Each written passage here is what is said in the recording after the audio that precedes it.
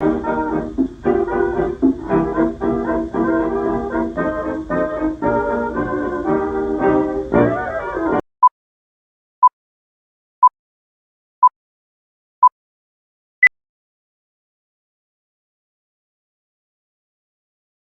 still the one I run to, the one that I belong to. You're still the one that I run for love. Chega. Bom, o negócio é o seguinte, gente. Hoje eu estou aqui com Yamara Vuolo, que é a série Vestido no Cabide, tá? Não se esqueça que é lá no Antes da Bengala, que você pode achar no YouTube. Antes da Bengala, tudo junto. Clica lá, vai ter já a série O Vestido Caiu, com pessoas muito interessantes que abandonaram a moda e partiram para uma carreira nova. E agora a gente está começando uma outra série que chama Vestido no Cabide, que são as pessoas que, apesar da idade avançadíssima delas, elas continuam na moda, né? Um país etarista como o nosso. Total. Então, qual é a tua idade, Lia? Me fala a verdade. Eu não tenho minta uma pra boa mim. ideia. Eu tenho 51 anos. Ah, você é a garota boa ideia que o sou a Roberto garota falou? Sou Oi, eu. Lia. Como Sou você eu. começou na moda? Vamos narrar o episódio. Eu comecei trabalhando na Pandemônio, Ah. né? E aí depois eu fui pro grupo Pasmanique, onde eu fiquei lá um tempo. Depois eu fui pro Bom Retiro. Aí eu fiquei em várias marcas no Bom Retiro. Comecei com alguns grandes ali. Depois eu fui pro Brás. Aí eu voltei pro Bom Retiro. Aí eu fui pro Itaim. E aí eu comecei... quando eu entrei dentro da Rossette, porque eu fui vendida, né? Eu entrei na Lilibi, que era de lingerie. E aí eu fui vendida no pacote para dentro da Rossette, que era o grupo da Valizer. E aí, junto com isso, eu comecei minha marca. Entendi. E aí, quando eu comecei minha marca, eu estava dentro da Rossette, fazendo minha marca e terceirizando para Doc Dog. Então para agora, porque a gente acabou já o programa. Muito obrigado por ter assistido. Que louca, fala a história inteira em menos de uma frase só. Não é assim, a gente tem que florear. Que louco. Me fala uma coisa, você é poliglota, o que me irrita muito, me deixa bem irritado. Espera só um pouquinho. A inveja, né? Essa coisa de poliglota, você fala, você é poliglota, ou como foi essa história? Não, na verdade, meus pais são brasileiros, eles foram exilados politicamente, né, do Brasil na época da ditadura. E aí eles foram pro Chile. Meu irmão nasceu no Chile, aí eu e o mais novo, a gente nasceu em Costa Rica, onde eu nasci. Aí até os 6 anos eu morei em Costa Rica, só falava espanhol. Com 6 anos minha mãe falou assim, vamos pro Brasil, precisamos aprender a falar português. Eu falei, madrecita, não. E aí a gente, terrível isso. E aí a gente veio pro Brasil, aprendi a falar um pouco de português, mas tinha sotaque, muito sotaque. Depois eu fui morar nos Estados Unidos e fui estudar num colégio francês. Então, na verdade, o que eu fico mais, assim, relaxado é que eu não tive essas oportunidades que você teve. Eu não fui morar em Costa Rica, eu não fui morar em Paris, eu não fui morar em Nova York. Então, mãe, tá tudo certo. Só não me mandou para os países certos, me colocou aqui, então eu falo português. Às vezes as trópegas, mas falo. Mas tá tudo certo. Não, mas não foi tão fácil assim, Paulo Espaza. A pessoa chegava na escola e ficava isoladinha porque não sabia falar. As crianças chegavam pra mim, bonjour, comment tu t'appelles? Eu, Aí, hello, what's your name? E aí minha mãe resolveu falar português em casa. E eu, não vai rolar, cara. Tipo esse rolê maluco. E quando uma época eu queria morar na França. Tinha uma amiga que morava lá e eu queria ser estilista do Christian Dior. Aí, olha só, ele só queria ser estilista da Christian Dior. Aí eu fui estudar francês, aí eu achei difícil comigo mesmo lá, eu tinha um curso, comprei. Aí no dia que eu aprendi a falar, pardon, je ne parle pas français, eu resolvi que eu já sabia tudo de francês. Tudo que era necessário, todas as vezes que eu fui para Paris, eu falava essa frase, e aí todo mundo, olha, como não, ne sais ton poids, je ne quitte pas un sombre, je pardon. E logo tava falando inglês comigo, que também é bem fácil, né? Bem fácil. E Também ele se entende vira, que é uma gente. maravilha. Ele se vira. Eu Que me ele é viro, ótimo. vocês vão saber. Ele é ótimo em Nova York sem inglês. É porque eu sou ótimo em línguas. Aí que acontece. E seu histórico de moda no Bom Retiro, como foi? Porque você já falou, né? Você já atropelou tudo e agora eu quero falar que você fale do Bom Retiro. Fale do Bom Retiro. Onde nos conhecemos. Onde nos conhecemos, Isso. Paulo. A gente se conheceu no Bom Retiro graças a Viviane, que é onde eu já tinha trabalhado com ela na E Pandemônio. eu trabalhei com a Bibi na Atitude. Na Atitude. Ela entrou lá. E ela acho que era o estava na primeiro Rosa trabalho Chá dela, na se eu não me época, engano. né? Ela estava mexendo com biquíni, já estava na Rosa Chá. A Viviane também é outra pessoa talentosíssima. Nossa, incrível. E a gente, num almoço, se conheceu, né? Porque tem uma coisa muito interessante. No Bom Retiro tem um almoço dos estilistas. Os estilistas se juntam para poder meter a boca, né? Quer dizer, conversar, coisas inteligentes sobre os patrões. A gente se unia para falar tudo o que tinha acontecido naquele meio período. No meio período até da manhã, ainda tinha o da tarde, gente. Ainda tinha a sofrência da tarde. Que a gente podia falar no dia seguinte, no almoço seguinte. No almoço seguinte, a gente se encontrava até hoje, mas tá, Paulo? Pra mim, o Bom Retiro foi maravilhoso. Eu era uma estrela do Bom Retiro. Gente, babado para tudo. O Paulo era... Uma vez eu fui fazer uma entrevista numa empresa, você lembra disso?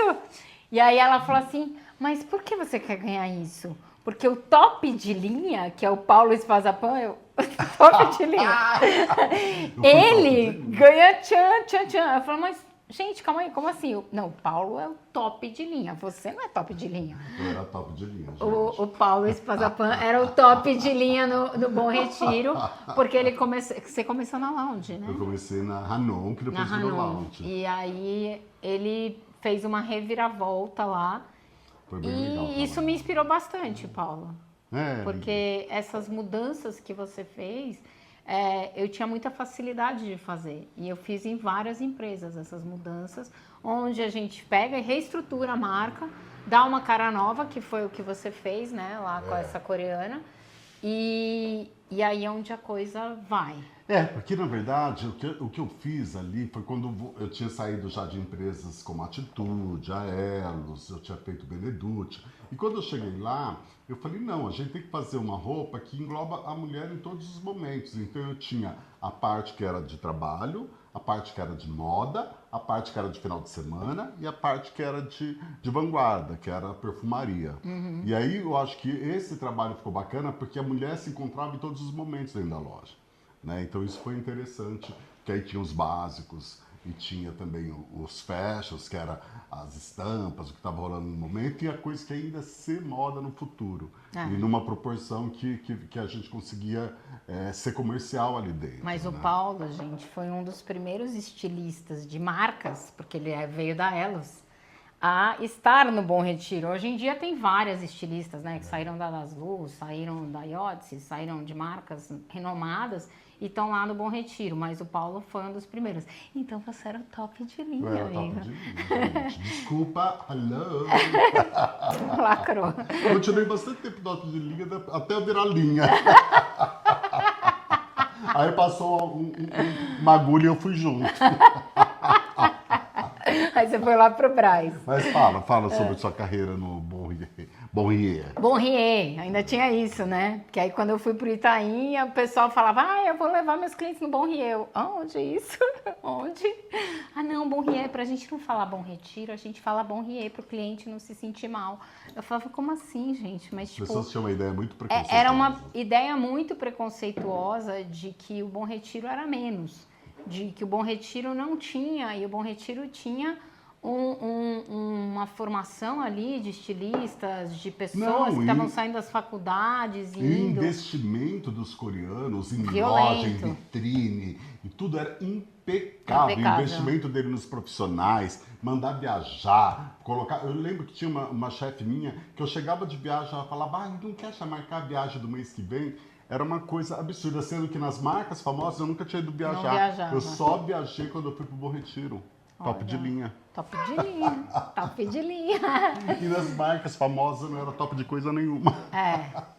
Aí Só dava o sangue. Eu fiquei um tempo, né, no Bom Retiro, aí quando eu resolvi montar minha marca e trilhar novos caminhos, né. Mesmo no Bom Retiro eu tava lá, no Bom Retiro tava com a minha marca, comecei no Mercado Mundo Mix, junto com o Ecovit, junto com o Chili Beans, junto com a Doc Dog. Depois eu acabei fazendo parceria com a Doc Dog e com a minha marca, né? Oi, a tua marca, ela era meio borrô? Porque ela Era tinha uma total coisa borro. tingida, envelhecida. Era maravilhosa. A marca da Yamara era muito era legal. maravilhosa.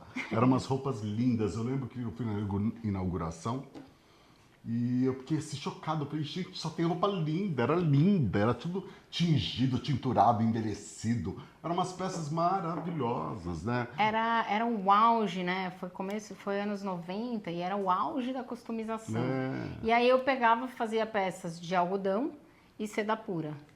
E aí, por quê? Porque a gente costurava tudo com algodão para poder mergulhá-las na tinta. A gente tingia para dar esse aspecto envelhecido ou de tie-dye e ainda rebordava todas as peças. Então elas eram de sedas tingidas e bordadas à mão. Meu ex-marido falava assim, você não pode complicar menos? Não podia. E ainda tinha renda, guipir, fitinha, tudo quanto era balangandã em cima da peça.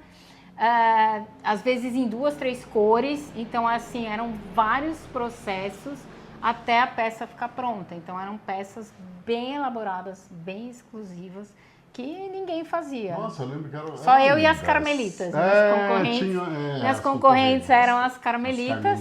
Hoje em dia. Las Carmelitas. Las Carmelitas. A gente só faltou se pegar no Mundo Mix. Mas hoje em dia uma delas ainda. As duas continuam. É a Carla Gaspar, que ela tem um ateliê de noivas. E a Karen, ela continua, tem ateliêria, que é bem legal, bem bonito. A ateliêria ainda tem essa cara de carmelitas, que é um pouco do que eu fazia também. E agora tem um episódio muito marcante em nossas vidas, que foi quando a nossa amizade realmente se criou raiz. Que foi quando a gente foi estudar em Nova York, fazer um curso de verão, que você que me colocou na jogada, porque eu nem era aluno. Porque a Yamara assim, gente, eu vou explicar. A A Yamara queria ir para Nova York fazer um curso de marketing de moda. Ninguém nem falava de marketing de moda no Brasil. Vieram falar de marketing de moda no Brasil depois daquilo. A gente foi em que ano, Paulo? Você tem aí, né? 98. 98. A gente foi para Nova York. E o que aconteceu lá em Nova York, né? Eu levei o Paulo porque assim, gente, eu tava morrendo de medo de ir sozinha. O Paulo já era meu amigo, interessado em ir para Nova York. Ele, mas amiga, eu vou fazer o quê em Nova York? Vamos passear, Paulo. Ele falava assim, mas amiga, eu tenho que fazer alguma coisa. Vou ficar um mês em Nova York com você, louca. Aí eu falava assim, então tá, você vai fazer um curso de modelagem. Ele, mas louca, não falo inglês, porque eu ia fazer um curso de marketing de moda. E ele ia fazer um curso de modelagem. Eu fiz modelagem no corpo da boneca. E aí, com o professor Newcomer, que eu até lembro, Newcomer era o nome dele. A gente ficou amigo dos canadenses muito legais. Aí tinha um canadense, o Alan, que morava comigo, e a Terry. A Terry morava comigo. Maravilhosa, a Terry era super sexy. Ela era super gordinha. Ela era gordinha, com uma mega cara de boneca, sexy. com olho azul. Linda. Ele só ficava com homem lindo. E empoderada. Nunca vi uma mulher com autoestima igual aquela. Nunca vi uma mulher com autoestima igual a Terry. Né? A mulher com a maior autoestima que eu já vi. Ela era muito sensacional. E aí eu dormia com uma coreana, e aí a Amara assim, sempre meio inibida, meio quietinha, e a coreana ali ficava com a luz ligada. Eu, dá pra você desligar? E aí a Terry, você não tá entendendo? Aí a Amara quer que desliga essa porcaria. Que aí eu fiquei amiga da Terry. Então era assim, legal. Era muito bacana. E era muito legal, porque a gente ficou no dormitório da FIT, universidade. a Fashion Institute of Technology. O Alan, que era também canadense, a Terry também era canadense, e foi muito legal. E eu não falava absolutamente nada de inglês, então a aula, tudo que o homem ia mostrando, eu ia anotando. Ele ia fazendo, mulagem. E depois eu tinha que falar, aí eu tinha que estudar lá o que ele falou, falava pim, aí eu aprendi que pim era alfinete lá que tá. Mas eu, que não falava nada de inglês, conheci um monte de gente interessante. Conheceu, gente. Gente, adivinhem quem Paulo Espazapan conheceu. Tô lá eu no meu dorme, né? Porque a Amara tinha que estudar marketing. Eram 100 folhas por dia que a professora passava. Esse aqui, modelagem, não, beleza. Era só meio período. É só meio período. Ele, vamos para o parque? Que parque, Paulo? Então vou para o Central Park, já volto. Aí ele me volta e Amara, desce aqui, louca. Eu não tô estudando. Aí ele, desce, que eu tenho uma pessoa para te apresentar. Gente, Eu desço. Esta pessoa está nada mais, nada menos. O homem era um homem baixinho, super fofo, querido. Eu lembro até hoje a roupa dele. Ele tava com uma regata branca, tipo de canelado. Ele tava com uma bermuda cargo militar, né, camuflada. E aí ele tava com um cinto com uma fivela de coração deste tamanho. Só que ele era nada mais, nada menos do que estilista da Ralph Lauren. Da parte de vestidos. Só, da Ralph Lauren, gente. Era nada mais, nada menos. Era o Gil. Ele fantástico e ele deu uma aula pra gente. Porque aí a Mara pouco curiosa, né, Paulo? E aí a gente foi no apartamento do Gil. E eu queria saber de onde as pessoas tiravam as pesquisas. Onde eles pegavam informação para fazer os desfiles. Gente, aí esse homem abriu uns books pra gente, lembra? Aqui, as cores que a indústria dá pra gente. E eram catálogos enormes. As cores que a indústria quer que a gente use nesta coleção são essa. Os shapes que a gente tem que usar nessa coleção e a maração. E eu fiquei doida, né? Nossa, era um quarto ele inteiro. Num prédio que é um prédio tombado até hoje, porque depois eu fiquei muito tempo hospedado próximo ao apartamento dele ali eu acho que ali era Amsterdã, com a 74. Isso. Ali, né? E ou era Amsterdã ou era Broadway, mas enfim. Eu fiquei muito tempo hospedado ali. Era Broadway. Era Broadway, né? Era Broadway. No Upper East Side. E ele morava num prédio que tinha morado já o Chaplin. O Chaplin. Né? Charles Chaplin morou no prédio. Ele falou, contou pra gente. Aquele cantor, o Caruso tinha morado lá. Eu nunca me senti tão chique na vida, tinha um amigo. conservatório de música lá embaixo. E era um conservatório incrível. Enfim, eu que não sabia nada de inglês. Conheci, fiquei hospedado na casa dele. Na casa do estilista da Ralph Lauren. E ele saiu conhecendo o mundo. E eu falava, meu Deus, eu tô aqui. Com o estilista da Ralph Lauren, tive um casinho rápido. E a Mara lá, falando inglês fluente, eu não conhecia ninguém. Só aquele pessoal da faculdade. Fora que a Mara virou uma vamp, ela ficou linda. A autoestima dela subiu, acho que é por andar com a Terry. De repente ela virou uma fatale, uma femme fatale. Tava linda. O Paulo falava assim, nossa amiga... Eu não falo assim com essa meiguice. Não, você falou assim, nossa amiga, eu te via tão xoxinha, tão não sei o quê. A brasileirinha sem graça aqui, né? De repente você é um mulherão. Virou uma fatale. É que assim, gente, nos Estados Unidos, uma morena de pele branca latina. É diferente. Não, porque a latina ela tem a pele mais queimada, mais branquinha assim, é mais pra italiana. Então assim, lá tem muita loira. O brasileiro gosta do quê? Loira. Então o povo vai pro sul, pira. E eu era diferente. Então a gente andava na rua e o Paulo, caraca, hein, amiga. Né, Paulo? Foi um tempo bom. Ai, foi tão legal, né? E tinha as meninas também, como chamava as duas meninas? Tinham duas meninas que ficaram nossas amigas, eram brasileiras. Eram duas brasileiras, Mas, enfim, agora, depois que já passou essa parte de New York City, me fala quais as empresas grandes que você trabalhou e quais as mais importantes, onde você aprendeu e passou por processos mais interessantes de trabalho. Eu trabalhei assim, empresas grandes que eu trabalhei foi o Grupo Rossetti, né? Primeiro o Grupo Pasmanic, que era o Renato Pasmanic, que era dono da Core, Luigi Bertoli e depois a M, né? Então eu aprendi muito com ele, eu fiz toda a parte de VM das lojas, a gente estruturava todo o VM, que é o Visual Merchandising, né? Marketing visual. A gente estruturava o marketing visual em pastas, eu montava como que a loja ia ser montada, depois a gente ia para o campo de batalha e a gente montava toda a loja. E isso fazia parte do estilo.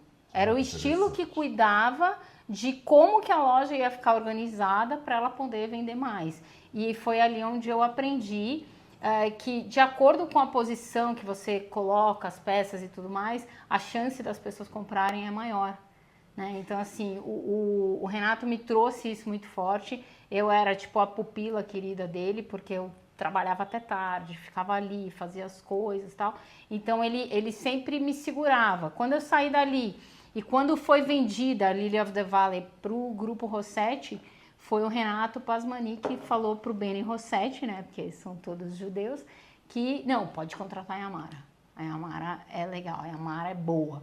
E aí eu fui parar dentro do Grupo Rossetti com o Benny, que também pessoa fantástica, assim, um dos melhores chefes que eu tive. Tirando ele, o outro foi o dono da Sheroy, que é um coreano, assim, fantástico também, espetacular, que me ensinaram muito, porque em questão de volume, né? O Benny, ele tinha essa coisa de volume grande. Só que aí eu falava, não, Benny, a gente não pode. Quando a gente está falando de mercado de luxo, a gente está falando de um volume pequenininho, onde o valor agregado é maior e o volume é menor. Só que eles tinham essa coisa porque era Valizer, era companhia marítima. Então, assim, foi muito legal. E depois, quando eu já tinha a minha marca, eu estava com a minha marca ainda, eu fui da consultoria, eu fazia parte da coordenação de estilo de uma private label que fazia Annie Annie, e aí a gente foi fazer restoque. Restoque era Lely, Bobô e John John. E aí, isso foi muito legal, porque a Bobô era minha concorrente quando eu tinha marca.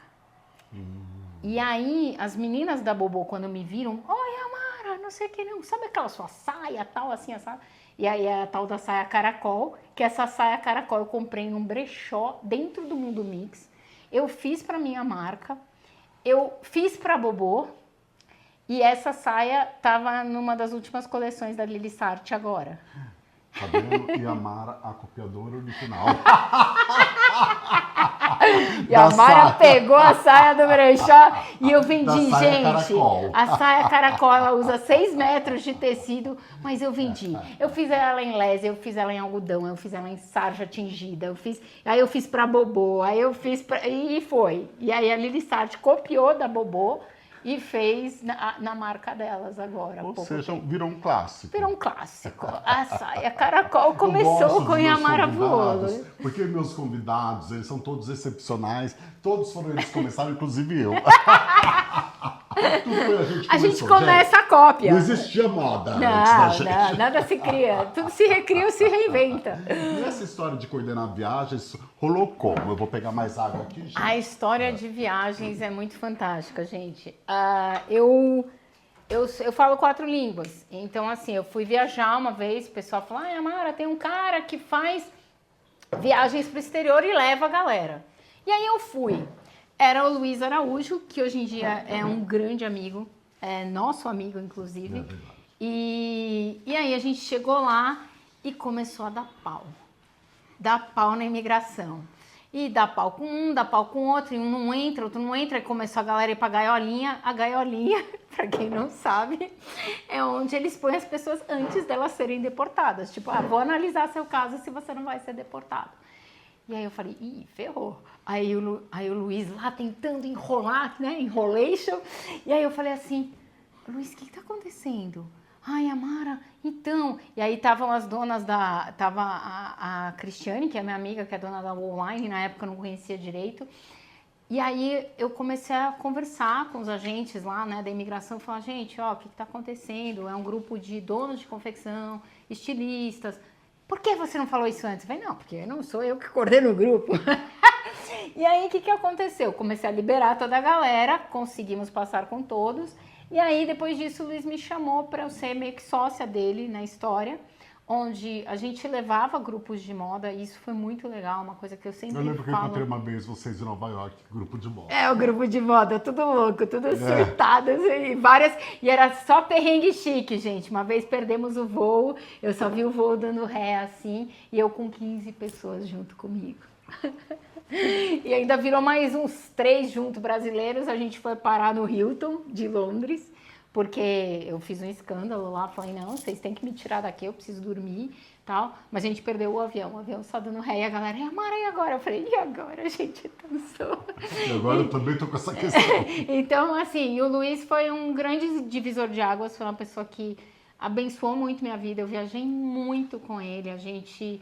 Conheceu Londres, Madrid, Firenze, Barcelona, Mont Saint-Michel, e o Luiz era assim, ele era usado, né? Então ele falava assim, não... O Luiz é descolado, né? Não, vamos, a gente dá um jeito. Eu falava, Luiz, mas agora eu tô sem dinheiro. Vai dar tudo certo em euro, gente, vai dar tudo certo em euro. E o que foi legal disso, é que depois eu viajava com as pessoas, ele não queria mais ir, e acabou que foi muito legal isso, que eu consegui a gente reunia as pessoas no jantar e aí elas passavam para a gente a visão delas, cada um passava a sua visão da pesquisa. Então, cada um trazia um contexto diferente e aí com aquilo eu aprendi a ter um olhar mais amplo do empresário brasileiro, né? De como ele enxerga lá fora e o que ele precisa fazer para dentro do negócio dele. Isso foi muito legal. Ô Ia, e como foi a pandemia para você, né? A pandemia foi um Porque divisor você de começou águas. naquela empresa chamada... Na Pandemônio? Na Pandemônio. Eu comecei na Ela Pandemônio. foi do Pandemônio na pandemia para mudar de vida. A pandemia foi um divisor de águas, porque a pandemia foi onde fechou tudo. Eu estava com alguns clientes, tinha alguns clientes, né? E continuei com eles até depois da pandemia, mas foi onde eu já estava muito forte no digital, fazendo Instagram para clientes, tentando trazer eles para essa coisa do online e muitos resistindo. Não quero, não precisa de Instagram. Eu tenho minha loja, eu não preciso de Instagram. Eu falava, gente, Instagram. E aí na pandemia eu trabalhava para uma empresa que chamava Lilibi e ela foi muito pioneira, porque antes de qualquer um falar de gestor de tráfego, tinha um menino lá dentro que ele era um gestor de tráfego. E ela tinha uma loja de roupas de bebê e gestante e ela fazia decoração de quartos. Na pandemia, de 5 lojas, ela fechou, ficou com 2 e abriu um mega galpão. O faturamento dela quadruplicou, porque ela estava estruturada para a pandemia. Então, ela vendeu horrores no online. E ali eu vi que, gente, ela me abriu uma visão do online. Ela tinha uma amiga que era mentora, eu fiz mentoria com uma amiga dela, né? E foi muito bacana, porque foi me abrindo os olhos, e aí eu fui fazendo várias mentorias, fui estruturando no online depois da pandemia. Hoje em dia eu dou mentorias, né? Então fiz mentoria com a Érico Rocha, com esses grandes do digital, né? Pilar Corel, com a Anatex, que são grandes do digital. E hoje em dia, faço mentoria com o Jonas Kass, que é o meu mentor, e onde eu comecei a destravar mais com ele. Mas foi isso. E Então a pandemia foi tipo um divisor de águas para uma mudança que viria a ser agora um marco muito forte. Que é esse boom da tecnologia, na verdade, que aconteceu na pandemia, né? Porque antes disso, o modelo já estava sendo modelo eu digo no atacado, a barriga no balcão, que é aquilo que vinha muito organicamente, né? Vinha as pessoas, parava ali o ônibus, vinha a pessoa na tua loja, escolhia lá as roupas e você tinha lá umas vendedoras que não tinham tanta informação de moda, mas estavam ali trabalhando, só vendia porque era muito orgânica a venda, né? E de repente parou, você precisou falar com o teu consumidor final. Eu trabalhei muito tempo numa empresa que não entendeu isso, quando quando eu tinha que rever a forma de vender, ainda estava no modelo antigo, não entendia isso de forma nenhuma, e eu saí dessa empresa antes deles entenderem, então não sei se entenderam ou não, mas era engraçado, porque aí eu percebi que não dava mais para você achar que você só tinha que vender na barriga do balcão, né? Você tinha que começar a vender utilizando a tecnologia, e você tinha que falar com essas pessoas do seu consumidor final, ou seja, você tinha que ter uma pessoa ali dentro que era praticamente, no meu ponto de vista, você tinha que ter um tipo de influenciador. Se você não tem um influenciador que você esteja contratando, você tinha que ter um vendedor que tinha fosse a cara da carisma, marca, que fosse representar a marca, que fosse ajudar a vender o produto, né? Um vendedor ou uma vendedora, dependendo se você vende masculino ou feminino, né? Hoje em dia isso é mais o dono da marca. Tá. Então, assim, o que acontece? O que eu estruturei muitas marcas a fazerem, a eles aparecerem. Eu tinha cliente que não queria aparecer. Não, eu não vou dar minha cara a tapa e tal. Hoje em dia são clientes. Eu tive alunas na pandemia, uma das minhas alunas, ela montou loja, ela tá com loja grande no Bom Retiro, ela vende atacado, ela montou uma loja de varejo, então ela cresceu violentamente pós-pandemia, porque ela fez a mentoria, né? E ela conseguiu entender que ela precisava ir crescendo, mas eu tive clientes pós-pandemia, durante, né, e pós-pandemia, que a gente colocou eles no online, eles não eram online, então aí você chega lá, você olha o Instagram e tá aquela tragédia. né? Ou é só um catálogo de produto. E o que Instagram, eu trabalhava era só o catálogo. e o Instagram não é isso. E muitos empresários de moda ainda acham que o Instagram é um catálogo de produto. Gente, não é. Se vocês tiverem isso, vai dar ruim, entendeu? De novo, agora a gente está num outro divisor de águas, que a gente está numa revolução tecnológica com inteligência artificial, onde eu tô... IA, me fala sobre IA. IA. Então, eu vou falar agora. Eu tenho IA, um cliente, agora me fala sobre eu tenho um IA. cliente que ele brinca, gente, a gente contratou a IA. Então, assim, para quem não sabe, gente, os íntimos me chamam de IA. E aí, IA. Então, assim, o que acontece? A inteligência artificial, a gente vem vindo desde o final do ano passado, começo desse ano, com uma força muito grande da inteligência artificial, onde agora ela explodiu. Só que assim, a galera de moda parece que tá dormindo de novo. E de novo eu tô ali chacoalhando todo mundo, só que agora eu chacoalho muitos no online, né? Porque meu trabalho ele é mais focado hoje em dia no online. E o pessoal parece que não tá acordando, Paulo. E assim, isso me preocupa, porque a gente tá vendo aí uma revolução. De um lado a China com um arsenal de robôs, aí do outro lado o Elon Musk com um arsenal de robôs, e inclusive o celular que ele lançou, não sei se você viu, que o celular o Elon Musk há 6 anos atrás eu tinha ouvido essa reportagem, que ele tinha pedido para o pessoal lá de Stanford, dessas grandes faculdades, pesquisarem como é que chama? Fazerem alguma coisa, um chip, para ler a mente humana. E esse celular, ele lê os seus pensamentos. Então assim, gente, é uma revolução muito... É real, saiu. É matéria. E outra matéria que me chocou muito foi uma que eu vi no começo desse ano, que eu gritei pra galera. Falei, gente, live de vendas, por quê? E não é só live, é você literalmente fazer isso que a gente tá fazendo aqui, aparecer no online, porque tinha shoppings na China onde 1% da venda é no físico e 99% é no digital. 99%. A gente está falando de grandes shoppings, elefantes brancos, mas que as pessoas querem ver a live na loja, com Mas você fundo, acha assim, com arara. resumindo assim, você acha que é uma mudança que uma outra indústria, outros empresários estão surgindo, outras pessoas com outra cabeça. É como se fosse uma mudança de geração de empresários. Quer dizer, o empresário que não entrar nisso, ele vai ficar antigo e vai acabar morrendo. Né? Tirando um ou outro, que tem uma metodologia de trabalho que de repente até consegue vingar, mas assim, a maior parte eles vão acabar morrendo ali, né? Porque não vai ter espaço para eles. E vem uma outra onda de empresários que são mais adaptados a esse processo, a essa coisa da tecnologia, da IA, de todos esses movimentos novos que estão surgindo, né? E que eu digo isso como uma geração que veio lá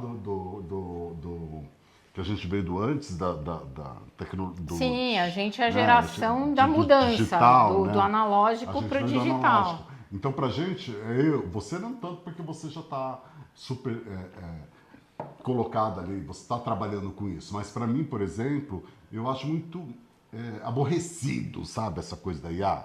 Eu falar que triste, porque eu gostava de escrever eu gostava de desenhar eu gostava de fazer as coisas eu. E agora eu vejo que não há mais necessidade de mim, sabe? Eu não preciso mais, não precisa mais de eu, sabe? Você não precisa do eu. Isso me mata então, assim, por exemplo, o que acontece? Porque antes você tinha que ter o talento para isso. Agora são novos talentos que você precisa ter, né? Aqueles talentos que a gente tinha não são mais tão necessários. Estão falando que nos próximos de 3 a 7 anos vão deixar de existir várias profissões e vão surgir várias profissões novas. Eu acho que... E muitas das que a gente conhece, das que os nossos filhos estão estudando, minhas filhas, não vão mais existir.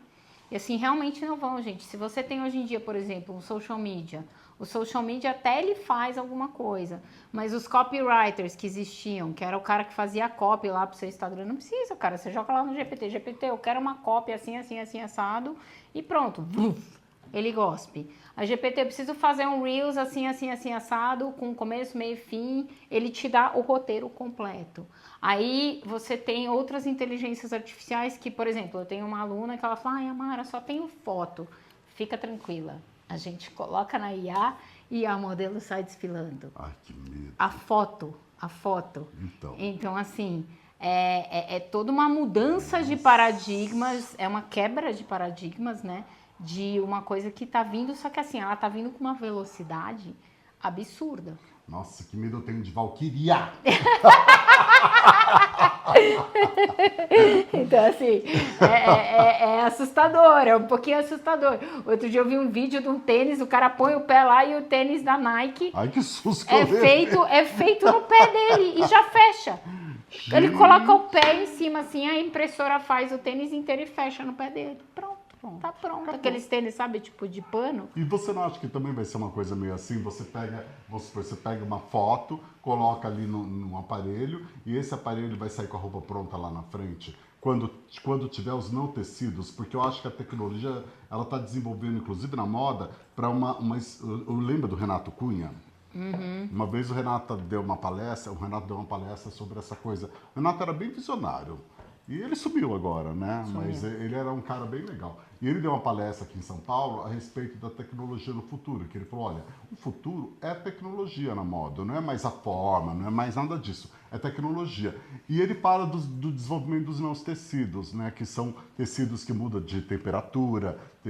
Vamos chamar de tecido, mas é um não tecido que vai mudar de temperatura, que você estica e ele vai ficar manga longa, coisas do gênero, que você vai mexer, que é um material que ele é diferenciado, que eu acho que existe um mercado, existe pessoas estudando para isso, né? Para que você tenha materiais que não sejam não tecidos. E que no futuro esses não tecidos vão ser a roupa do futuro.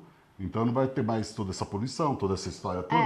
Só que a gente ainda não sabe como o homem vai se encaixar nisso, né? Porque o sistema capitalista e o socialista, digamos assim, que a gente conhece, que são os dois sistemas, né? Que andam ali paralelos, que estão os dois quebrados, na verdade, como que esses dois sistemas vão se encaixar para que haja uma harmonia política ali, porque vai mudar a forma do ser humano ser um ser social, de trabalhar, como que ele vai trabalhar, como que essa tecnologia, que essa IA e tudo mais que está vindo, vai empregar todas essas pessoas que estão no mundo hoje. Porque por mais que surja outras formas, outras profissões, será que vai conseguir encaixar todo mundo? E será que as pessoas vão estar preparadas para tudo isso? Então, para essa mudança tão rápida? O que eu falo para as pessoas é tentarem aprender o máximo que elas puderem sobre IA. Hoje em dia, por quê? Para quem está ali, né, dentro do setor, dentro do mercado, tem gente que faz já o desenho. Então, assim, para você ter uma ideia, Paulo, o negócio foi tão rápido que eu, no meio do ano, em maio, eu pedi emprestado o iPad do meu irmão me emprestou, porque precisava desenhar, fazer o desenho para o desenho sair andando. E aí meu irmão falou assim, eu acho que já você não vai precisar do iPad. E aí, o que acontece? A gente está falando de uma coisa de maio, eu cheguei para um aluno meu e falei assim, faz o seguinte, Breno, ele não sabe desenhar. Eu falei assim, faz um rascunho, joga na IA e pede para te dar o croquis. Explica como você quer. Fez o croquis, ele fez uma coleção inteirinha. Inteira. Só com inteligência artificial. Mas assim, o que eles estão falando, tá? Eu vim de duas imersões monstros de inteligência artificial, é que é o seguinte, é 80% de inteligência artificial, 20% de refinamento humano. Porque a gente precisa da criatividade do ser humano, a gente precisa do refinamento que o ser humano sabe, a inteligência artificial ainda não sabe, o que o fulano gosta, o que o ciclano gosta, tal. Sim. Então eu preciso fazer esse ajuste fino. Então isso me dá o quê? Me dá processos mais rápidos, execução mais rápida dentro dos processos, e eu só faço um ajuste fino. Mas IA, não defenda a IA. Deixa eu te falar uma coisa, Mara. De qualquer forma, assim, se você vai colocar essas pessoas vão... perdi o raciocínio. É o seguinte, cada vez você vai precisar de menos pessoas, porque uma só pessoa, se ela tivesse acessibilidade a tudo isso que você falou, ela vai conseguir controlar todo esse processo que antes exigia um número enorme de profissionais. Mas eu fui numa palestra no meio do ano que o cara falou exatamente isso. Foi o cara que é um cara de inteligência artificial da revista Exame, eu esqueci o nome dele agora, mas ele falou exatamente isso. Ele falou assim, a revolução digital tá aí, ela vai acontecer. Aí perguntaram para ele, mas aí como é que vai ser? As pessoas me fizeram exatamente essa pergunta para ele. Ele falou assim, em vez de eu ter 10 desenhistas fazendo as estampas nas estamparias, né? A gente tem lá o pessoal que faz estampa, então tem lá 10 estilistas e tal. Ele falou assim, vão ter 2 dando o prompt certo para o computador. E a inteligência artificial, flou. E as 7 pessoas restantes? Elas vão ter que ser reposicionadas em outras vagas, em outros lugares. Porque eu vi uma coisa assim, uma vez eu vi um rapaz fazendo um trabalho de moda com IA, que ele tinha já na IA todas as informações de moda, que ele já pegava ali dentro mesmo, e aí ele fazia a coleção ali dentro, com algumas coisas que ele ia pegando de referências de fotos que a IA já oferecia para ele, e aí ele montou uma coleção toda ali dentro, isso tudo dentro de um tempo muito curto. Rapidinho. E depois ele pediu todos os croquis prontos, o croquis com desenho, e depois ele pediu o croquis com a pessoa vestida, e depois ele pediu o catálogo com a criação dos modelos pessoas, não estou falando do modelo roupa, dos modelos pessoas vestindo os modelos roupa, e fez um catálogo lá, sei lá, eu não lembro tudo onde com que era, mas na artificial. Índia, todo o processo com Aí eu fiquei pensando, imagina, você já baniu aí os estilistas, os fotógrafos, você baniu o maquiador, cabeleireiro, modelos, produtores, stylists de aba 4, assistente de fotografia, E essas pessoas, o que elas vão fazer? Como que nós vamos reposicionar? É por isso que eu falo do capitalismo e socialismo. Será que no final das contas, no futuro, o sistema capitalista, né, que é parte do capital mesmo, de gerar dinheiro, vai ter que alimentar uma grande camada da população pagando para que essas pessoas consumam? Porque como que essa base, né, vai consumir se ela não vai ganhar? Como que esse é um grande problema grande parte da humanidade que vai estar parada porque não vai ter trabalho, talvez... ou elas vão ter que se requalificar, fazerem outras qualificações, que é o que eu tô, chacoalhando a galera de moda justamente para isso, porque assim, principalmente os empresários de moda, porque esses, se morre a empresa inteira. Então, assim, qual que é a ideia de chacoalhar um empresariado de moda? Cara, acorda, porque você tem isso na sua mão, se você não usar isso ao seu favor, você morre.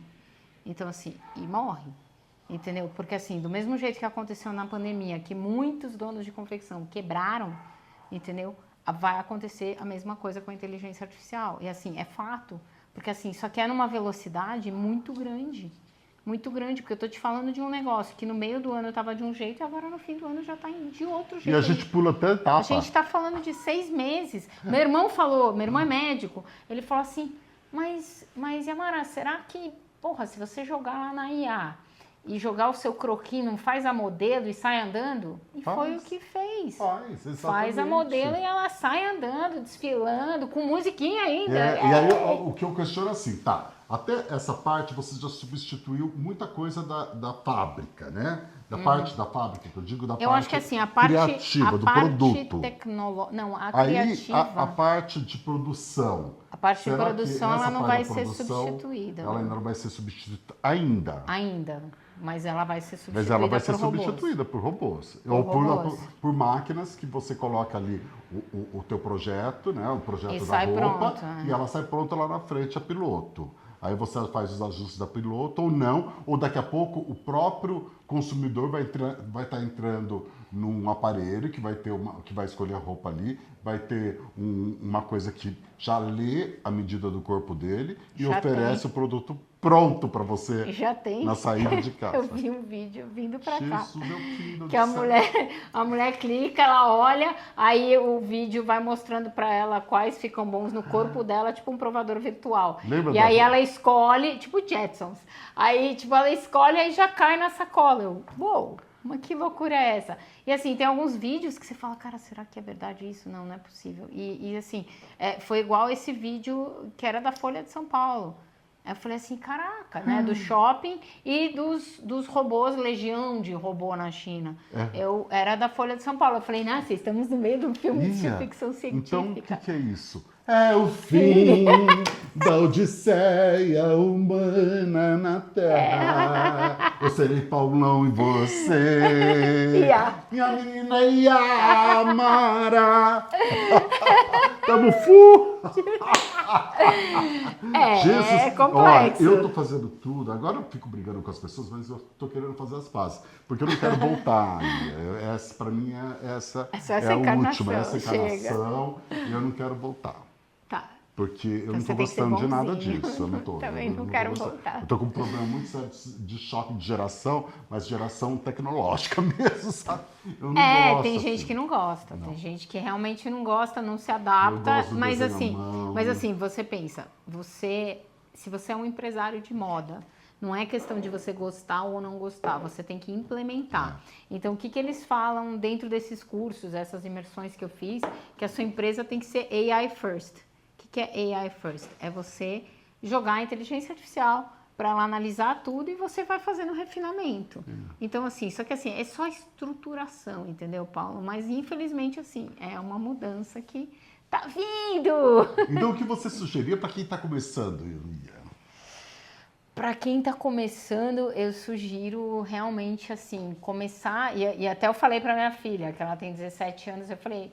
Cara, esquece, tudo bem, quer ser psicóloga? Vai lá, porque vai ter um monte de gente louca, vai ter gente muito louca. Desviver você não assim, recomenda. Pós-pandemia já teve muito louco, né? Então, assim, pós-revolução, a gente teve a revolução industrial, a gente sobreviveu, gente. Então, a gente vai ter a revolução digital, eu espero que a gente sobreviva, tirando os robôs, né, que me assustam um pouco.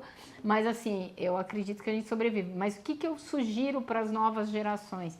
Tentem se especializar mais, tentem olhar mais para a internet como uma forma de um aliado que pode te ajudar a você se destacar aí de forma melhor dentro do mercado de moda, porque você vai ter qualidades que os outros não têm. Você sabe que eu lembro daquele programa de televisão, o Black Mirror, que ele tem um episódio que é assim... toda a camada mais humilde da população trabalha e fica numas esteiras gerando energia. Ai, que horror! E aí, algumas pessoas que têm algum talento muito especial, elas são escolhidas num concurso desses concursos de talento para mostrar o que elas sabem fazer e elas são elevadas na sociedade. Então ela sai daquele grupo. Então você sai daqui e você vai gerando energia, você vai ganhando pontos. E aí quando você ganha pontos, você junta o número X de pontos, você pode comprar a tua ida ao programa para apresentar o que você é capaz de fazer, para ver se você é uma pessoa especial. Mas você tem que ser uma pessoa especial, mas não pode ser na área de outra pessoa que já tem aquele papel. Então, se você for especial, mas se você for especial numa coisa que já existe uma pessoa naquele papel, daquela especialidade, você não vai sair de onde você está. Então, e aí acontecem várias coisas. Mas eu fico vendo, será que no futuro, essa grande parcela da população, do jeito que a energia está mudando, inclusive a forma de se produzir energia, né, que está sendo necessário, não vai ser produtores de energia, vai ter que trabalhar para produzir energia para que esse sistema, essa engrenagem ainda sobreviva e que você ainda consiga o consumo, porque de qualquer forma a tecnologia pode facilitar muita coisa, você pode colocar produto, consome. Mas quem que vai consumir isso se não tiver ninguém trabalhando e ninguém ganhando para isso? Sim. Ou você vai viver um sistema socialista que o excedente de riqueza vá para essa camada para que ela possa consumir e manter um sistema capitalista. Então, na verdade, nós vamos misturar os dois sistemas mais populares da face da Terra, né, da política. Então, é uma questão muito séria isso. Como que vai ser o futuro da humanidade? Você quer saber um pouco do futuro, é só olhar para a China. Eu me assustei um pouco quando eu fui, no começo desse ano, eu estava com um cara lá do Brás, de jeans. Eu voltei para ele, fui fazer uma consultoria para ele. E ele tem um primo que traz tecido da China.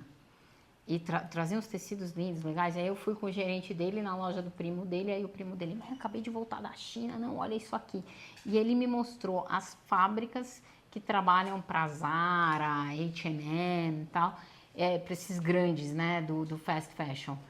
Assustador. Tipo, ele falou assim, Amara, eram 7 blocos de prédio, 7.000 pessoas trabalhando dentro do negócio, onde você via a fábrica, tipo, tem 7.000 pessoas lá dentro. Eram 7, um conglomerado lá de prédios e de indústria, né? E ele me mostrou, e tipo, os robozinhos levando as roupas de um lado pro outro, os robôs fechando, e a mulher só, tipo, passava, punha a roupa no negócio, aí fechava a peça, já tirava, punha do outro lado, fechava, eu falava, uou! Então, assim, são processos. Tudo bem que isso demora um pouco para chegar no Brasil, a parte de produção, ela é um pouco mais lenta, mas a parte de inteligência artificial já chegou num modo avançado, nisso, né? num modo avançado, porque o brasileiro, qual é a vantagem do brasileiro? A criatividade. O brasileiro é rápido, ele tem um raciocínio rápido, ele tem muita criatividade, tanto que os melhores marqueteiros estão no Brasil. A gente tem pessoas que estavam morando fora, que estavam mexendo com inteligência artificial, que estão vindo para o Brasil. Então, assim, estão estruturando o digital deles aqui no Brasil, por quê? Porque aqui é um campo fértil, né? Então, assim, a gente tem condições de crescer como país, como, né, como tudo, porque o brasileiro é criativo, o brasileiro tem essa veia diferenciada, né? Mas o brasileiro tem uma coisa meio exploratória, que eu acho que é complicado, falar em desenvolvimento num país que tem uma cultura de exploração. Mas agora falando de você, voltando a você, deusa da tecnologia. Me fala, qual é a diferença entre mentoria, consultoria, Casas Bahia? Casas Bahia, não. Podemos fazer marketing aqui. A consultoria... Me fala sobre consultoria. A consultoria, eu vou lá, eu entro no cliente, eu faço junto com ele. Então, o que eu pego? Eu não dou todas as ferramentas para ele, porque as ferramentas estão na minha mão. Então, eu faço junto com ele, eu monto a coleção, eu vejo o marketing, eu vejo toda a parte dele. A mentoria é um curso, né? Então, tipo, é o curso de estruturação da sua marca, onde eu vou estar te acompanhando no online, né? Então, eu vejo a marca, eu vejo o que a marca faz, eu vejo onde a gente pode mexer, o que a gente pode estruturar, mas tudo isso, estruturar marketing digital, ver os números, que o pessoal não gosta de ver a criação, ver a pesquisa, ver se o produto está alinhado com... Mas isso tudo no online, onde eu vou dar as ferramentas e o aluno, que é o empresário, ele vai fazer. E eles conseguem ter resultados, porque geralmente o que acontece? Eu tenho alunos desde o grande empresário até o pequeno empresário, que é eu empresa, né? E o cara que é eu empresa, ele quer crescer, né? E o bom do brasileiro é isso, que ele é muito, como é que chama? Empreendedor. Então, assim, isso é bacana, porque eu vejo várias pessoas que, tipo, mesmo com tudo isso acontecendo, elas estão lá, não, eu vou começar minha marquinha e tal, e assim... Marcas muito legais, Paula. Marcas autorais, com peças diferenciadas, com produto bacana, entendeu? E que estão entrando no mercado. E me conta uma coisa, Ia. A sua carreira, como você vê daqui 5 anos? Ou num prazo curto, assim, e longo também. Porque o curto você já tem acompanhado essa rapidez da tecnologia e você está acompanhando isso. A minha ideia é me estruturar mais com inteligência artificial, estruturar mais os meus processos com inteligência artificial, ensinar meus alunos a estruturarem para eles também o processo com inteligência artificial. E eu vejo que, assim, a minha ideia é estar com uma mentoria mais estruturada e ter várias mentorias, onde eu vou fazendo eles escalarem, né? Vou fazendo eles subirem em degraus, né? Que é tudo online. Mas você pensa em montar equipe? Sim, eu vou ter uma equipe. Eu já tenho uma equipe, tenho eu e mais 2 pessoas que me ajudam. Então, assim, a ideia é, mais para frente, ter mais gente ajudando em todos os processos, porque aí você precisa subir aula, aí eu trabalho com a Eduzi, com a Hotmart, então, assim, subir aula, estruturar aula, orientar o aluno, como ele acessar a plataforma, porque, assim, as pessoas ainda são muito cruas no digital. Mesmo pessoas jovens, que são contra o digital, tipo, cara, não quero, nossa, eu odeio aparecer. Cara, como assim você odeia aparecer? Tipo, né? Não quero aparecer. Não, vamos aparecer. Você é a dona da sua loja. Você tem que influenciar. Então, assim, eu vejo, tipo, estruturando equipes para me ajudarem esses empresários a evoluírem. Então, assim, a minha meta é construir uma empresa onde essas pessoas estejam no online, trabalhando online. Então, assim, eu tenho uma pessoa que me ajuda, tá no Rio de Janeiro, a outra tá no Paraná. Então, essa minha equipe, por enquanto, ela é enxuta, mas a gente se fala todo dia, WhatsApp, faz reuniões semanais, então a gente tenta bater meta, né? É isso. A ideia é crescer. Incrível, eu adorei, porque esse papo todo de tecnologia é assustador para mim. Para mim é um grande bicho-papão. E eu quero agradecer que você veio, linda. Bela, você tem mais alguma coisa que você queira falar? Obrigado. Você queira passar para esse grande público? Vamos tornar ele um grande público, né? O importante é assim, Paulo, no online, você que não ama o online, o importante é constância. Então, assim, eu tenho que ter constância, eu tenho que estar todo dia ali, postando live, postando... Então, assim, o que acontece? Olha que legal. Semana passada a Meta me ligou. Eu falei, caraca, a Meta me ligando? Olá, Yamara, tudo bom? A gente viu que você tem 21 mil seguidores, tal, não sei o que, nananã, e você tá postando pouco Reels esse mês. Você tá com algum... Tipo, caraca, a Meta me ligando, tipo, e aí, dá pra você postar mais? Eu falei, não. E aí eles me deram uma dica legal que eu vou dar aqui pra vocês, é o ouro derretido, vamos lá, que nem o meu mentor fala. É postar e fazer as edições dos Reels dentro do Instagram, no próprio Instagram. Porque eu uso o CapCut para editar. E aí, o que eles falaram? Yamara, se você colocar dentro do Edits, que é dentro do próprio Instagram, e você editar por lá, ele entrega mais. Então, ele entrega mais conteúdo, ele te traz mais seguidores. E é aquela coisa, é importante a constância no online. Se você não tem constância, se você não faz o cross-mídia, não é difícil, Paulo. Jesus, é você tá ali. Você fica muito tempo. Não. Às vezes eu fico compartilhando coisa, aí eu não lembro onde eu compartilhei, aí eu fico nervoso, falo, meu Deus, você não precisa compartilhar, você só faz assim. Você joga no Facebook, joga no Instagram, joga no... Porque assim, Facebook e Instagram já vai de uma vez. Aí você pega, é o mesmo formato, você joga no TikTok, aí você joga no Pinterest, aí você joga no YouTube Shorts. Então, por exemplo, um vídeo que é curto, tá? A gente tá falando de um vídeo curto que você vai colocar no seu Instagram. Lá no Antes da Bengala, a dica de ouro. Você vai pegar e vai jogar em todas as suas redes. Pra quê? Pra você fazer o que a gente chama de cross-mídia. Viu, chefa? O que é o cross-mídia? Você vai trazer públicos de uma rede. Então, assim, eu tenho vídeos que, tipo, eu joguei, tipo, então eu pego um dia da semana e jogo tudo em todas as redes. Tipo, beleza. Aí eu joguei tudo aquilo em todas as redes. Tem vídeo meu no YouTube que tem 800 visualizações de shorts. Que eu falei, caraca, tudo isso, né? Nossa, tipo, eu tinha 10, 15, porque eu não uso muito o YouTube. Eu sou mais no Instagram, sou mais forte no Instagram. E eu falei, caraca, que legal, né? Tipo, tá trazendo uma audiência que não tinha no YouTube. Então, o que eu questiono assim, por que a pessoa... O que as pessoas querem tanto que você apareça todos os dias para ela? Por que a pessoa está tão interessada em saber o que você tem a dizer todos os dias?